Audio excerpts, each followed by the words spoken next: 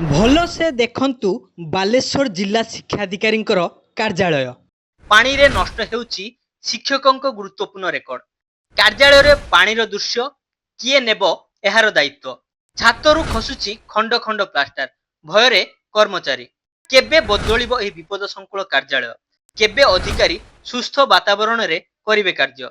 बालेश्वर जिला शिक्षा विभागर एही गुरुत्वपूर्ण कार्यालय एभली अव्यवस्था को नै एबे विभिन्न महल रे प्रश्न उठुची। एकपटे वर्षा हेले कार्यालय भितरे पानी जमुथुवा बेले अन्यपटे छातरू लगातार पानी झरुथुवा अभियोग होईछि। एहार प्रभाव रे ऑफिस रे थिबा बहु मूल्यवान सामग्री और सरकारी दस्तावेज सुरक्षित रहिबा नै चिंता बढ़िछि।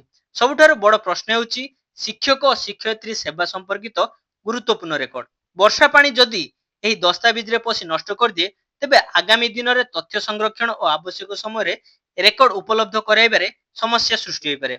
एथिपाई दस्तावेज गुड़िक सुरक्षा नहीं तुरंत पदक्षेप आवश्यक बोली मत प्रकाश पाई।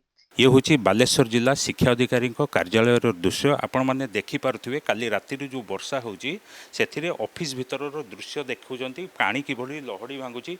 मो कैमरामैन को कहि से पूरा देखेबे ऑफिस भितर ये दृश्य गोटे सरकारी कार्यालय दृश्य। एठारे विभिन्न मूल्यवान कागजपत्र गुड़ा रोचे कंप्यूटर रोचे या घोड़े रखुंट जरी भितर। ऑफिस रे कर्मचारी माने काम ठीक भाव में करिपारना गोटे वर्षा रे ऑफिस रे पानी केमती लहड़ी खेलुची। एठी देखंतु गच्छर चेर गुड़ा माड़ी आसलानी। ऑफिस रूम भितर गच्छर चेर गुड़ा माड़ी आसलानी। ये कौ विपद संकुल अवस्था भितर एठी कर्मचारी माने कार्य करुचंती। केबे नुआ बिल्डिंग को शिफ्ट हेबे, केबे ये दुर्दशा रो अंत घटिबो, केबे कर्मचारी को सुरक्षित जगह दिया जिवो। एपरिकी छातरू खंड खंड होई प्लास्टर खसुथिबारु अधिकारी और कर्मचारी जीवन प्रति मध्य विपद रही।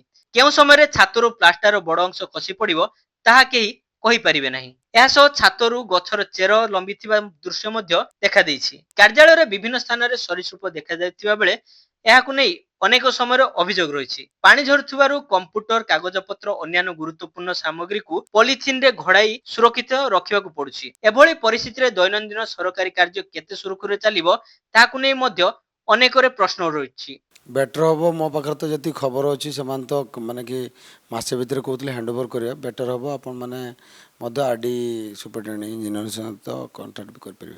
अधिकारी कहवानुसार वर्तमान कार्यालय रे सुस्थ और सुरक्षित कार्य परिवेश नथिबारु विभिन्न समस्या सृष्टि होछि। तेणु यथाशीघ्र नूतन निर्मित कार्यालय कोठा को स्थानांतर करने आवश्यक बोली दाबी रही। एबे प्रश्न उठुछि एभली अव्यवस्था आउ केते दिन चलिबो? गुरुत्वपूर्ण सरकारी दस्तावेज और अधिकारी कर्मचारी सुरक्षा पाई केबे नियाजिबो स्थायी पदक्षेप? जिला शिक्षाधिकारी बालेश्वर कार्यालय भितर आपण दृश्य देखिले आम डीओ सहित ए बाबद कथा भी हेचु जे नुआ बिल्डिंग से माने शिफ्ट करिवार अछि।